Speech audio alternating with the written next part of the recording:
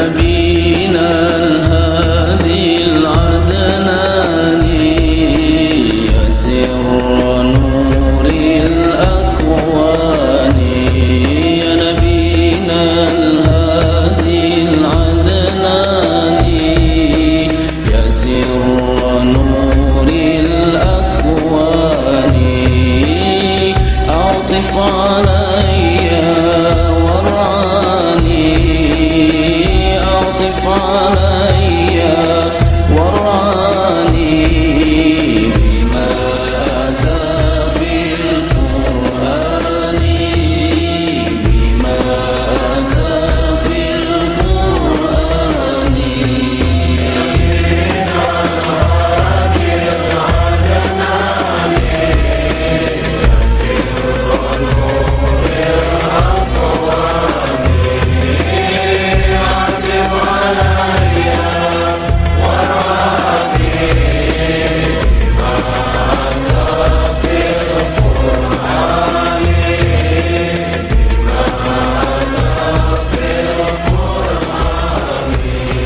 حبيبي يا ساداتنا وأئمتنا وموالينا أبي بكر وعمر وعثمان وعلي وعن بقية الصحابة وقرابة رسول الله صلى الله عليه وآله وسلم أجمعين والحمد لله رب العالمين. Bismillahirrahmanirrahim. Assalamualaikum warahmatullahi wabarakatuh.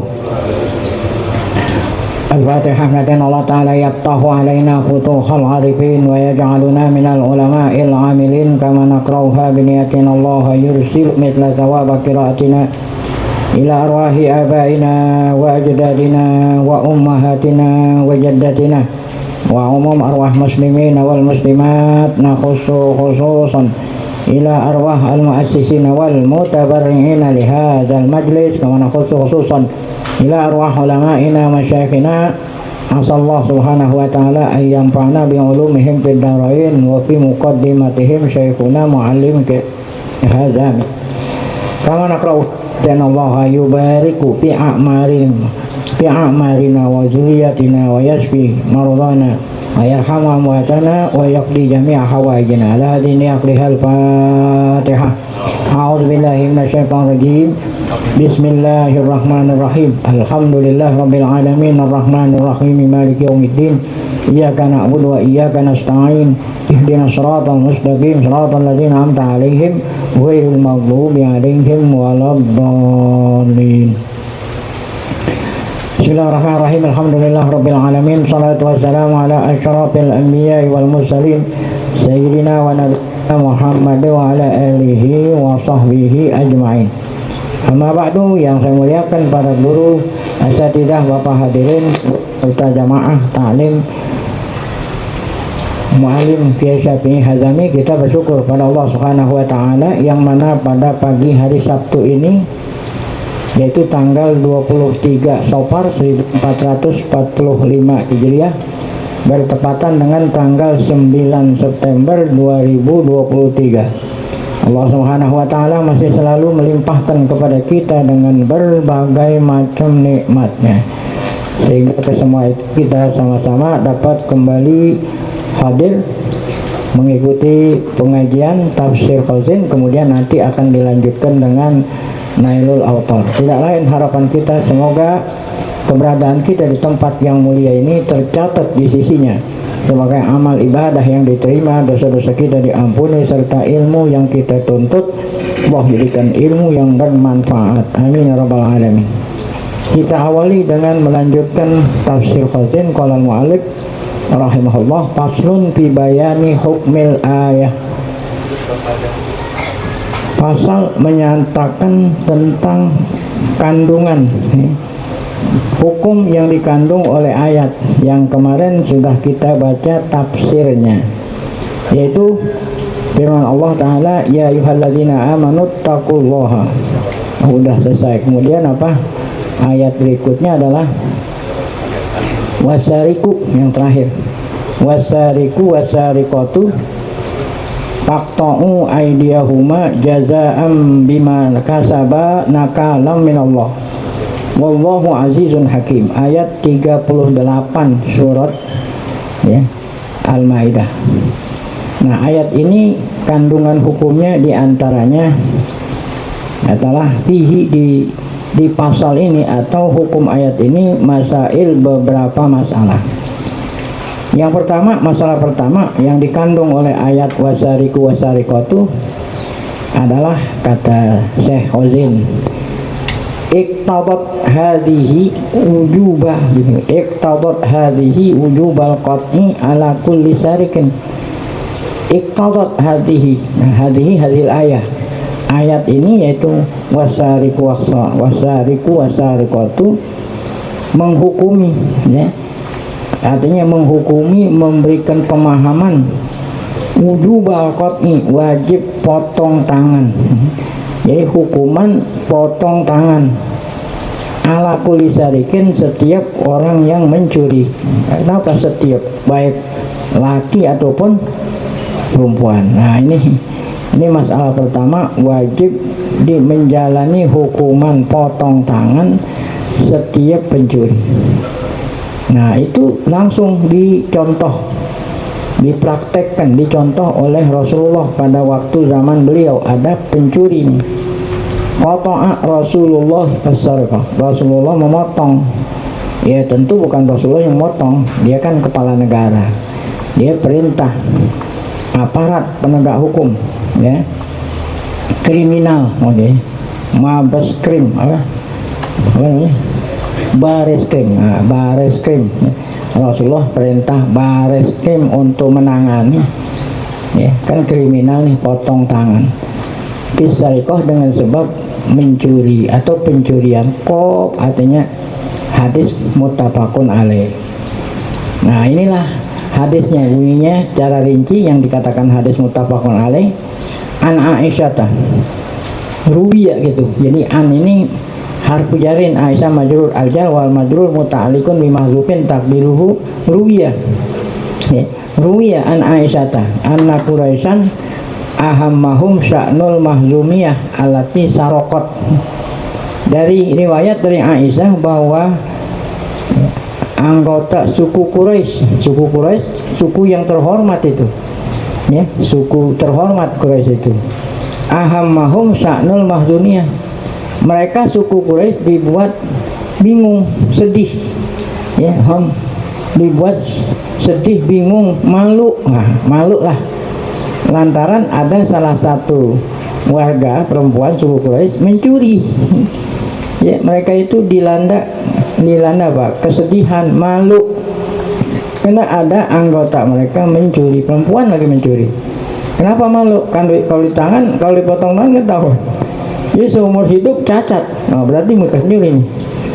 Nah, itulah suku Quraisy dilanda kebingungan ya. Qalu, kata mereka ya, maksudnya kata mereka memberikan saran gitu, man yukallimu fiha Rasulullah SAW, ada nggak kira-kira yang bisa ngomong sama Nabi, berani memberanikan ngomong sama Nabi supaya jangan sampai dia potong tangan gitu. Ada nggak kira-kira yang berani ngomong? Ada yang jawab, ada. Siapa itu? Ada satu orang, dia nggak akan berani, dia nggak akan takut sama Rasulullah. Qalu, kata mereka, siapa itu? Qalu wa may yajtari'u alaihi, tidak ada orang yang bisa berani ngomong ya kecuali namanya Usamah bin Zaid. Kenapa Usamah bin Zaid dia bisa berani? Karena dia itu anak kesayangan Nabi, anak angkat. Kenapa? Karena hubba Rasulillah. La yajtari'u alaihi illa Usamah bin Zaidin hubbu Rasulillah. Karena Usamah itu adalah anak angkat, anaknya angkat Nabi ya, yang jadi angkat Nabi namanya Zaid bin Harisah ya. Angkat Nabi juga Zaid bin, nah ini anaknya Usamah tuh bin Zaid, berarti dia itu anak Jadi itu yang ngomongnya anak angkat, jadi anaknya 2 kali. Cucu.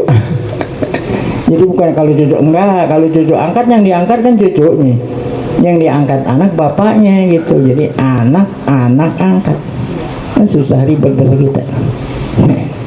Ya, kan Usama itu bapaknya anak angkat. Nah ini Zaidnya anak angkat. Nah ini Usama.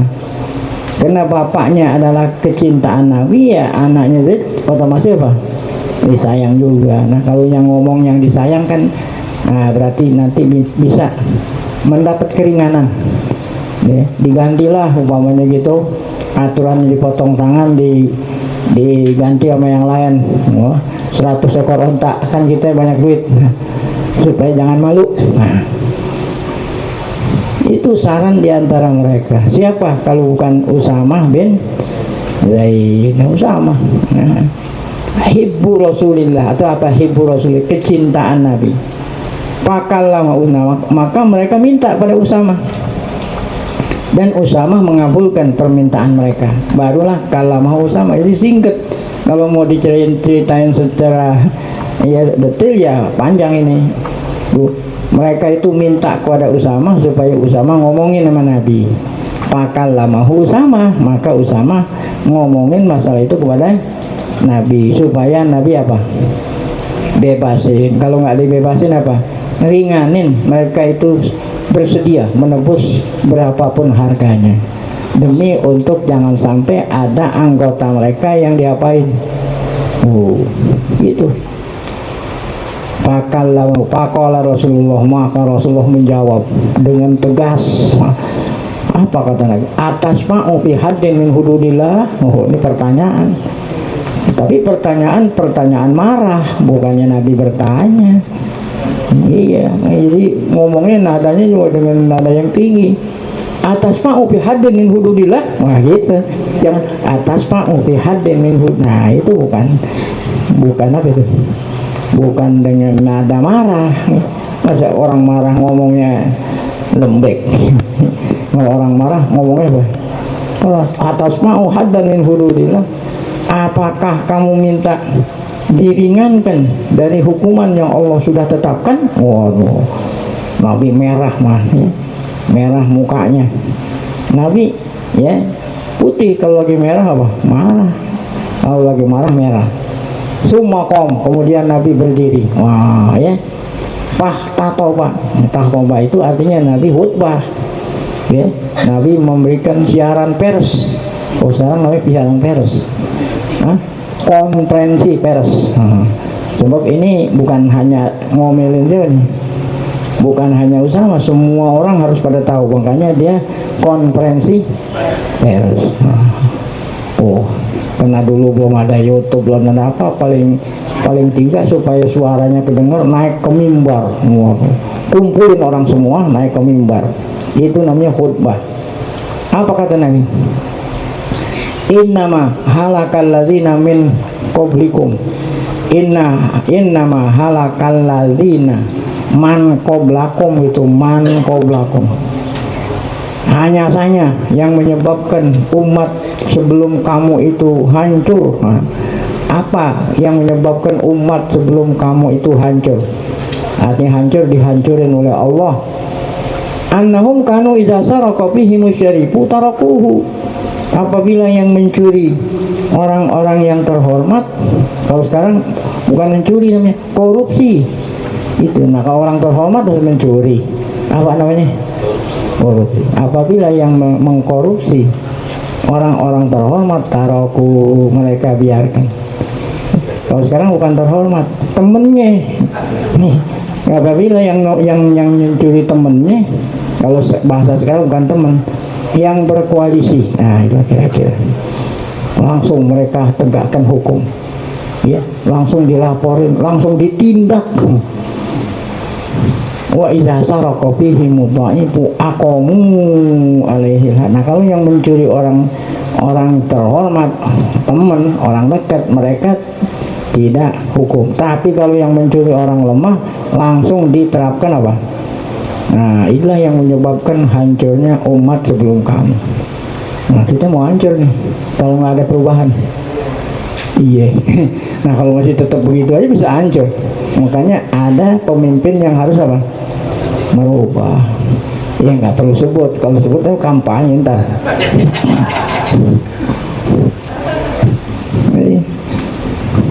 Siapapun orangnya, kalau memang dia ingin apa? Merubah, gitu. Kan ada kelanjutan tuh yang memang udah dipesan, lu jangan rubah-rubah lo, gitu. Wahimullah, wah ini Nabi belum selesai pidatonya.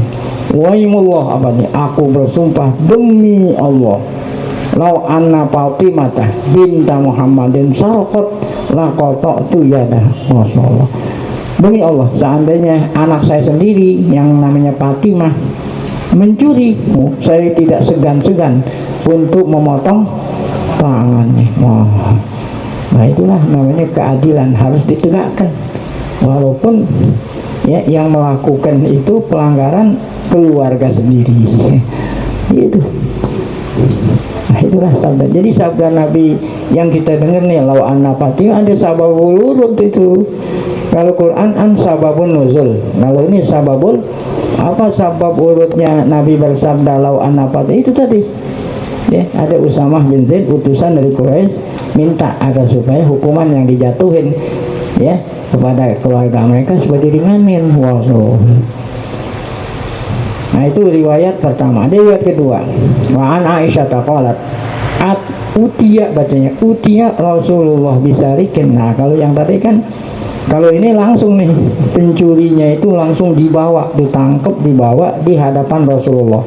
Itu utiya, artinya didatengin Rasulullah dan Nabi Muhammad didatengin. Ya bisarikin, didatengin orang yang membawa pencuri. Faqata'ahu, langsung Rasulullah memotong, memerintah memotong tangannya. Faqalu, kata mereka, makunna naroka tablugu bihi hadza. Ya, kami tidak sangka melihat engkau wahai Muhammad menghukum seberat ini. Gitu kan, kami tidak menyangka engkau memutuskan dengan hukuman seberat ini, yaitu apa tadi? Potong tangan. Nah gitu. Apa jawaban Nabi? Sama itu jawaban Nabi. Nggak usah orang lain, anak saya sendiri saya akan potong seperti ini. Gitu. Jadi ada pencuri bawa tangkap di hadapan Nabi, kemudian Nabi perintah potong. Kata orang-orang, aku tidak menyangka hukuman seberat ini. Ya, apa kata Nabi Muhammad? Lau anna Fatimah binta Muhammadin sarqat laqata'tu biadah. Sama tuh jawabannya seperti tadi. Nah, ini hadis riwayat An-Nasa'i. Nah, kemudian riwayat berikut Qab itu namanya muttafaqun alaih. An Abi Hurairah anna Rasulullah sallallahu alaihi wasallam qala la'anallahu sariqa yasrikul baydah. Ya. Patuk ta'u yaduhu wa yasrikul habla patuk ta'u yaduhu. Dari Abu Hurairah Rasulullah bersabda, ya, Rasulullah bersabda, la'anallahu sariq, Allah melaknat. Apa itu ada melaknat? Allah mengutuk, ya, Allah mengutuk kepada pencuri, ya, yang mencuri baydah. Baydah ini bukan telur, ya. Artinya baydah itu apa? Helm yang dipakai orang dulu ketika perang. Nah, ya, helm itu dibuat dari apa tuh? Oh, dari baja. Nah, berarti mahal. Jadi Allah mengutuk seseorang yang mencuri apa itu dulu? Helm penjaga kepala saat perang. Oleh karena Allah marah, Allah kutuk, maka Allah perintah apa tuh? Potong tangannya. Wa yasrikul habla, orang yang mencuri tali. Apa lu? Tambang tali. Kalau yang tadi helm, kalau ini mencuri tali. Nanti ada tafsirnya tali apa itu? Yang dicuri sehingga tali yang mahal. Nanti ada contohnya. Allazi yajibu alil qat'u, tali yang harganya mahal, dipotong tangannya. Nah, sedangkan pencurinya itu balighul akilul alimu. Nah, syaratnya si pencuri itu dewasa. Yang kedua berakal sehat. Kelima tahu hukumnya mencuri apa? Haram. Nah, kalau memang dia baru masuk Islam belum tahu, ya itu enggak. Jadi syaratnya dewasa, punya akal sehat, ya. Kemudian apa? Penjahat ini tahu hukum mencuri haram. Falau kana hadisah ahdin falau kana sariku, gitu baca itu isimnya kana asariku, falau kana sariku apa itu ya, falau kana sariku hadisah ahdin bil Islam, baru masuk Islam. Kalau baru masuk Islam kan berarti belum apa, belum sempat ngaji, babul jinayat. Kalau dimasuk Islam belum sempat ngaji, kalau mencuri itu hukumnya haram, dia belum tahu. Nah, pala apa? Qata'a alaihi, maka pala qat'a alaihi, maka dia tidak dipotong. Ini yang dipotong itu yang memenuhi persyaratan akil, balik, alim bitahrim syariqah. Nah, itu kan masalah pertama sudah selesai. Ini kan ayat ini mengandung beberapa masalah. Masalah itu artinya persoalan. Persoalan kedua masih yang menyangkut masalah mencuri juga. Ikhtalafa ulama fi qadri nisab. Nah, ulama beda-beda pendapat. Jangan bilang ulama berselisih. Masa ulama berselisih? Masa ulama berantem? Kan nggak pantas didengarnya. Ulama berbeda-beda pendapat tentang apa? Nisab. Apa nisab? Bukan hanya zakat doang yang di nisab. Kan kalau udah mencapai nisab zakat wajib bayar, kalau belum wajib. Nah, motong tangan pun ada nisab ya, sebatas apa nilainya, nilai barang yang dicuri. Nah, kalau barang yang dicuri mencapai nisab barulah diterapkan hukuman apa. Nah, kalau belum mencapai nisab belum. Nah, yang diperdebatkan di kalangan ulama berapa nilainya gitulah ya. Fi qadri nisab allazi yuqta'u bihi, dengan nisab tadi udah nilainya sampai nisab sehingga tangannya mesti diapain? Dipotong ya. Zahaba aksarul ulama ila annahu rubu'u dinar. Jumhur mengatakan kalau udah mencapai seperempat dinar, udah mencapai nilainya seperempat dinar, walaupun itu bukan uang dinar ya. Kalau uang dinar seperempat ya udah jelas seperempat. Nah, kalau yang tadi itu apaan tuh? Helm. Kalau helm udah mencapai nilainya seperempat dinar atau barang-barang lain, maka udah mencapai nisab, wajib diapain? Dipotong. Nah, sekarang yang menjadi masalah kita ini jadi masalah kita ditanya. Nah, ente jadi guru umpamanya lagi ngaji ini ada anak murid kita nanya, Ustaz, kira-kira seperempat dinar zaman sekarang berapa itu? Kira-kira bisa jawab nggak? Ini kalau hanya jadi kalau gurunya nggak mau puyeng ya udah seperempat dinar gitu, itu namanya guru yang mau puyeng. Gitu. Nah, guru kalau ditanya sama anak murid harus tahu gimana caranya, gampang. Nisab zakat dihitung dari nisab zakat aja. Nisab zakat itu ya, nah, berapa itu? Wah, orang wajib bayar nisab ya. Nah, nisab zahab wal fiddah yaitu 96 gram emas murni. Berapa? 96 gram murni. Nah, ini kalau kita baca kitab fikih yang karangan orang sekarang. Kalau zaman dulu 20 dinar. Nah, kalau 20 dinar ente bingung juga berapa dinar gitu. Jadi 9 apa tadi? 20 dinar waktu zaman Rasulullah, nisabnya zakat 20 dinar. Kalau perak 200 dirham. Perak berapa? 200. Kalau emas kan 10 kali lipat waktu zaman Rasulullah. Emas 10 kali lipat perak, berarti 20 dinar sama dengan 200 dirham. Karena dirham itu dibuat dari perak, kalau dinar dari apa? Nah, menurut ulama sekarang 20 dinar itu sama dengan 96 gram emas. Berapa? 90. Nah, supaya ngitungnya gampangan, di apa ini? Digenepin dah. Jadi 100, gitu kan? 100 gram emas 24 karat. Nah, sekarang ente mau tahu harga emas, gampang saya ajarin. Tanya aja sama Antam. Dan yang tahu harga emas siapa? Antam. Hari ini nih. Iya, ini anehnya kalau emas itu per jamnya udah lain. Iya. Dia tanya Antam, wahai Antam, berapa segram emas murni? Kata Antam, 1 juta 1 gram. Oh, berarti berapa? 100. Nah, berarti kan kan katanya dulu asalnya 20 apa? dinar. 20 dinar sama dengan 100 gram. 1 gram 20 dinar itu berapa? 100 juta. Kan ente mau tahu dinar kan maksudnya? Gampang, 100 dinar bagi 20. Berapa jadi? 5 juta. Nah, kalau udah tahu 1 dinar 5 juta kan gampang. Nah, di sini nisab syarikat berapa? Nisab orang mencuri berapa? Seperapat. Jadi 5 dinar, seperapatnya 5 dinar jadi berapa?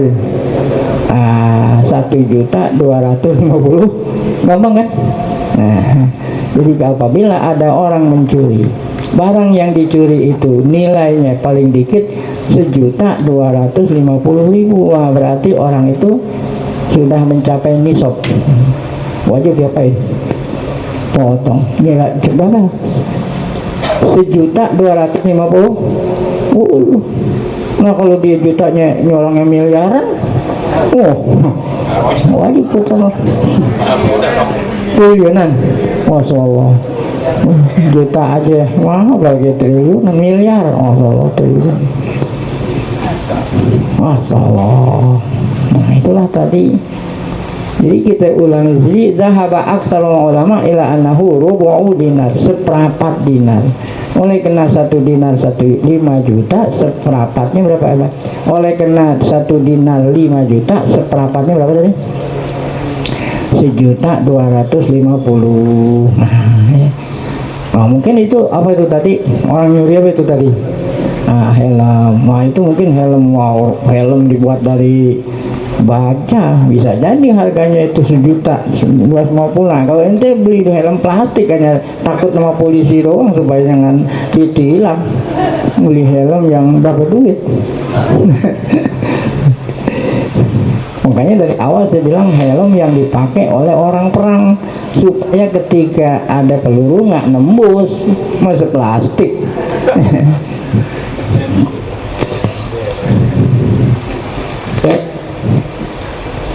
Nah, itu tadi aksarul ulama wal auza'i wasa, termasuk Imam Syafi'i yang bilang seperempat dinar. Wa yadullu alaihi maruya an Aisyah. Ada lagi riwayat kedua, riwayat Aisyah, anna Rasulullah qala, kata Rasulullah yang menunjukkan bahwa nisab seperempat gitu. Apa kata Nabi? La tuqta'u yadus sariki illa fi rubu'i dinar fasaidah. Janganlah kamu potong tangannya pencuri kecuali yang dicuri itu nilainya berapa? Rubu' dinar atau lebih dari itu. Berarti kan batas minimal seperempat dinar. Nah, ini hadis muttafaqun alaih, akhrajahu Bukhari Muslim, di dalam Sahih Bukhari Muslim. Wa dhahaba Malik, tadi kan kelompok Imam Syafi'i. Nah, kelompoknya Imam Malik mengatakan, kalau tadi kan jumhur ini Malik wa Ahmad wa Ishaq, ila anahu salasat darohim. Berapa? 3 dirham. Nah, sekarang kita mau tahu, kalau tadi berapa tadi? Rubu' dinar. Rubu' dinar itu sama dengan 2,5 dirham. Tadi kan katanya rubu' dinar, seperempat dinar. Seperempat dinar itu sama dengan berapa? 2,5 apa? 2,5. Kenapa 2,5 dirham? Karena kan waktu zaman Nabi 1 dinar 10 dirham. Kan kalau 10 bagi 4 berapa? 2,5 dirham. Berarti 1 dinar sama dengan 10 dirham, kan gitu. Nah, kalau menurut Imam Malik dan Ahmad yang mengatakan rubu' dinar itu berapa? 3 dinar. Menurut beliau itu waktu zaman Rasulullah 1 dinar itu 12. Bedanya gitu, cuma perlu sama aja. Kalau yang mengatakan itu rubu' dinar sama dengan 2,5 dirham, berarti 1 dinar berapa? 10. Ada yang mengatakan enggak, waktu zaman Rasulullah 1 dinar itu berapa? 12. Nah, kalau 12 dibagi 4 berapa ya nih? 3. Itu pendapat Imam Malik dan Imam siapa tadi? Malik sama siapa lagi tadi? Itu Ahmad, Ishaq. Baik. Nah, itu ya. Nah, dari mana dalilnya kalau rubu' dinar itu 3 dirham? Ada riwayat 5 ruya an ibni Umar anna Rasulullah qata'a sarikon. Rasulullah pernah memotong pencuri yang nyuri apa nih? Kalau tadi kan nyuri Apa itu tadi? Helm. Kalau ini nyuri apa ini? Waktu zaman Rasul. Mijan. Mijan itu baju perang. Kalau yang tadi helm, kalau kan ada bajunya. Rompi. Rompi ya terbuat dari besi juga tuh, supaya kan kalau waktu zaman perang dulu supaya tidak kena panah, supaya tidak kena sayatan pedang. Badan dia pakai baju apa tuh? Nah itu namanya mijan. Ada orang nyuri mijan, qimatuhu, kata Abdullah bin Umar, harganya mijan waktu itu 3 dirham. Akhrajahu jamaah. Apa artinya al-mijan? Al-mijan at-tursu, tameng. Tahu tameng? Ya. Nah, jadi ada kayak model apa tuh? Ya, model tampah. Ada model tampah yang satu tangan kanannya megang pedang, tangan kirinya megang apa nih? Jadi kalau orang mau adu tanding pakai perang, satu ya, supaya nanti ketika musuh mau nusuk itu nangkis pakai ini. Itu namanya tursu. Harganya waktu itu 3 dirham. Tursu. Baik. Wa yurwa an Abi Hurairah anna qadran nisab allazi tuqtabil khamsu dirham. Ada lagi pendapat ketiga bahwa rubu dinar itu berapa katanya? 5 apa? 5 dirham. Wah, kalau 5 dirham berarti 1 dinar 20 dirham gitu. Ya. Jadi berarti 1 dinar 20 dir. Nggak aneh, sebab harga logam yang tetap itu emas ya. Gitu. Kalau perak bisa ya, bisa, karena perak ini jarang diminati. Kalau ada barang jarang diminati, berarti harganya apa tuh? Turun ya. Kalau barang banyak yang meminati, berarti harganya apa? Tinggi. Nah kalau emas siapa aja suka, dia itu stabil. Tapi kalau perak bisa jadi 10, bisa jadi 12, bisa jadi berapa?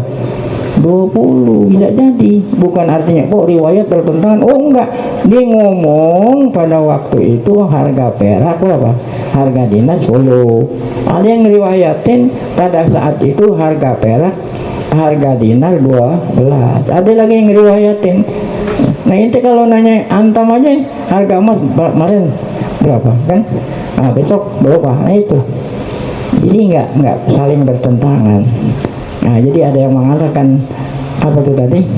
2,5 dirham. Ada yang mengatakan apa? 3 dirham. Ada yang mengatakan apa? Jadi kalau mau hitung zaman sekarang gimana? Kalau seandainya tadi 1.250, berapa? 1.250, berarti 2 dirham setengah. Jadi kalau 1 dirham berapa? 500. Ini kan gampang aja. Kalau 1 dirham 500.000, berarti nisabnya berapa itu? Kalau dikatakan 2,5 dirham, berarti 1.205.000. Nah Imam Malik yang mengatakan 3 dirham, kaliin aja 500 kali 3 berarti apa? Nah kalau Imam Syafi'i tadi yang mengatakan 5 dirham, berarti berapa? 2,5 juta. Iya kan, kamu kan? Udah, masalahnya sudah selesai. Wa qala Ibnu Abi Laila. Ya, ada lagi riwayat berikut. Ya, 5 ruya an Anasin qala qata'a Abu Bakrin. Nah, setelah Nabi wafat, kepemimpinan pindah ke tangan Abu Bakar. Nah kan yang memutusin perkara ini pemimpin. Waktu Abu Bakar mencuri, seorang pencuri yang nyuri apa? Mijan tadi. Tuh, kimahnya waktu itu berapa? 5 dirham. Ya. Mencuri 5 dirham. Ya. Oleh kena dirham ini harganya nggak stabil, lebih baik kita jangan pakai dirham, sekarang pakai apa? Emas. Itu kan tadi kan emas sudah tahu ya, emas itu harganya berapa tadi ya? Nah satu dinar 1 juta. Itu kalau dia mencuri 5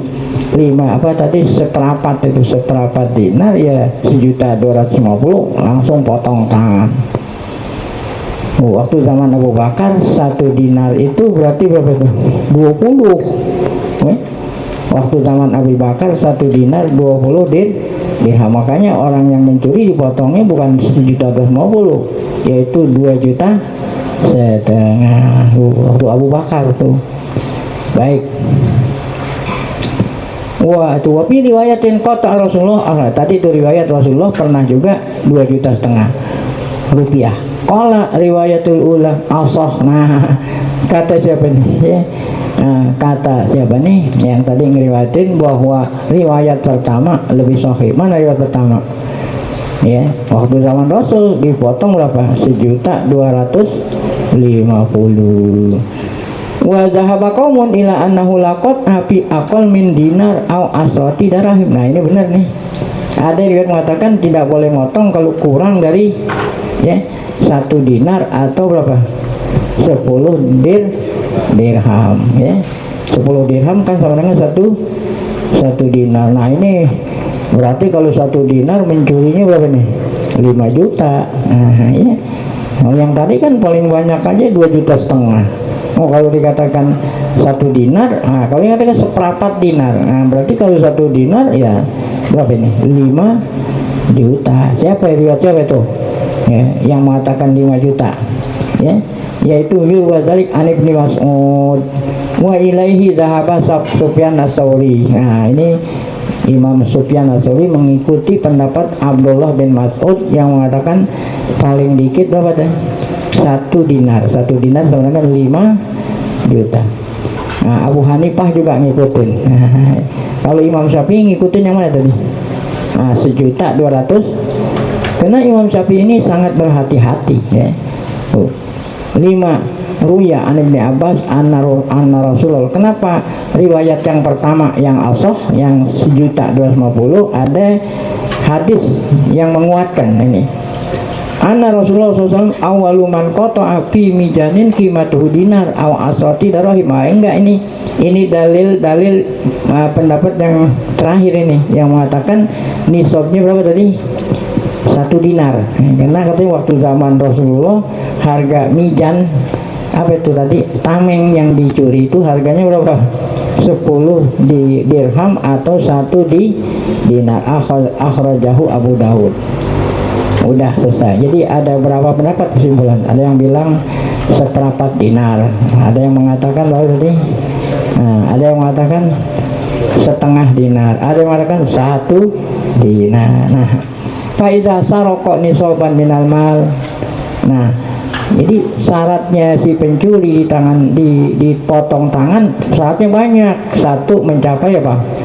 Nah, syarat yang kedua ada apa itu? Benda yang dicuri adanya di tempat penyimpenannya yang layak. Saya ulangi, benda yang dicuri adanya kalau di sini hirzin, artinya ada di tempat penyimpenannya yang layak. Kan tiap-tiap barang tempat simpenannya lain-lain. Emas umpamanya nyimpannya di mana? Berangkas gitu. Motor simpannya di mana? Nah, kalau tidak digerasi diapain? Bikin kunci ganda. Waduh, kan nggak semuanya orang punya gerasi. Kalau taruhnya di jalanan motor itu harus digembok, dikunci. Nah, berarti naruhnya pada tempat yang nah saat itulah kalau ada pencuri berusaha mencuri juga, dia punya ilmu yang lebih tinggi daripada si pencuri punya ilmu daripada yang punya motor gitu maksudnya. Nah, yang punya motor aja kalau nggak ada kuncinya dia nggak bisa buka, dia bisa buka, kan berarti ilmunya lebih tinggi. Potong tangan nggak? Potong. Tapi kalau intenya yang naruh sembarangan, naruh emas taruhnya di atas meja, diambil mah orang nggak boleh potong tangan. Ya, sebab ente sendiri yang teledor gitu. Ente punya motor taruh di jalanan nggak dikunci. Nah gitu. Nah, ada pencuri, potong tangan nggak? Enggak. Jadi syaratnya itu kalau barang yang dicuri dihirzi, di tempatnya yang layak. Dihirzi itu. La syubhata fihi. Nah, kemudian syarat ketiga. Ini syarat ketiga. Yang mencuri itu nggak punya syubhat. Kalau ada syubhat nggak boleh. Apa itu syubhat? Anak mencuri barang bapaknya. Gitu. Apakah itu anak dicuri? Dipotong. Enggak, kena ada subhat. Kena si anak itu termasuk yang memiliki gitu. Ya gitu. Ada orang main arisan, tahu main arisan? Ya, kan arisan tuh adanya di mana duitnya? Disimpan dalam satu tempat. Ente termasuk anggota arisan gitu kan, berarti ente ada harta ente di situ. Kemudian anggota arisan mencuri, nggak potong tangan, ada subhat di situ. Karena di dalam duit itu ada duit saya, gitu. Itu punya subhat. Nah yang dipotong tuh kalau murni yang dicuri itu bukan duit dia, duit orang, nggak ikut arisan. Ini aja udah 3 tuh. Jadi itu ada persyaratan khusus. Ada orang ngutang, ada orang apa? Ngutang, ya. Oh, duitnya ada, tapi dia apa? Duitnya ada, tapi dia nggak bayar utang gitu. Akhirnya yang ngutangin ambil tuh duitnya. Ya. Yang ngutangin itu ambil tuh duitnya. Ya kan berarti nyuri juga kan namanya. Apakah yang mencuri itu dipotong tangan? Nah, kan ada subhat. Apa subhatnya? Nah, ini utangnya ambil aja duitnya.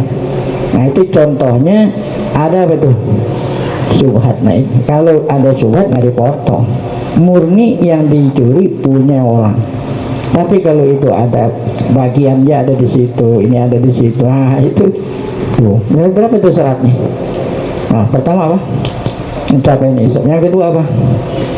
Nah, nimpatnya di tempat yang layak. Ketiga apa?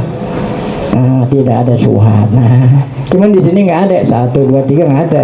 Itu inisiatif saya begitu. Yang ketiga syaratnya fihirzila subhatalahu kutniat. Nah, kalau memang udah memenuhi syarat, yang dipotong tangannya yang mana? Nah, kan Quran nggak nerangin gitu. Yang kanan tuh kutniat yadul yumna, kanan. Nah sekarang ditanya lagi, kan tangan dari mulai ujung jari sampai mana? Sampai ini nih. Berarti ya kan tangan yang dipotong di mana ya? Tuh pertanyaannya. Oh, jadi dari kanan dulu dipotong tahu kok pergelangan tangan sini. Tuh pergelangan tangan sini. Ya, jadi bukan dipotong pas tulangnya. Yang kalau tulang dihancurin tuh tulang, tapi jurusan sendi, ya, engsel sendi. Tapi engselnya yang mana? Yang di kok. Nah, ya. Oh, dulu pada waktu belum ada ilmu kedokteran modern, kalau di Arab kalau potong tangan tuh ada 2 orang yang narik. Jadi ada orang solo tarik, boleh tarik, sehingga engselnya ngapain? Copot. Engselnya copot, boleh copot gampang gitu. Ditarik aja bisa ditarik. Jadi kalau sekarang kan ada tenaga medis. Jadi orang mau mencuri supaya dia nggak terasa sakit, dia apain tuh? Ya dia apain? Bius, gampang. Kalau dulu kan belum. Jadi caranya dia apain? Tarik, kan ditarik engselnya kan lepas. Kalau udah lepas kan tinggal ini terus udah. Nah itulah tadi motongnya di mana, dan tangan kanan duluan tuh ya. Dia dulu minal kok wala yabil qat'u bisa rokiti. Nah ini mafhum mukhalafah. Kalau belum mencapai nisab nggak boleh diapain? Oh, nggak boleh potong tuh. Duna itu tidak mencapai apa? La yajibul qat'u bisa rikoti, tidak wajib dipotong mencuri maduna sebelum mencapai nisab. Qala Ibnu Abbas wa Ibnu Zubair wal Hasan al-qadru ghairu mu'tabar. Wah, kalau ini keras nih. Abdullah bin Abbas, Abdullah bin Zubair dan Hasan mengatakan nggak perlu pakai nisab. Walaupun dia mencuri walaupun dia mencuri sedikit banyak wajib diapain? Ini ekstrim. Kayak jibul qat'u fil qalil wal katsir. Demikian juga menurut Ibnu Abbas dan Zubair tidak perlu adanya apa tuh? Disimpannya di mana? Tempat yang layak. Walaupun tidak layak dia mencuri, potong tangan ya. Nah gitu ya. Siapa lagi nih?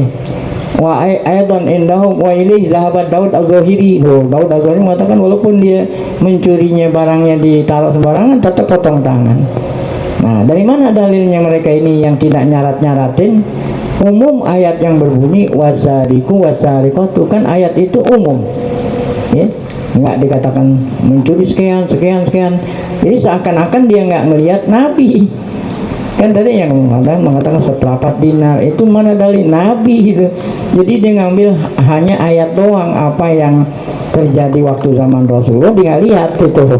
Makanya baik sedikit atau banyak, baik ditaruh di tempatnya itu dia tetap potong.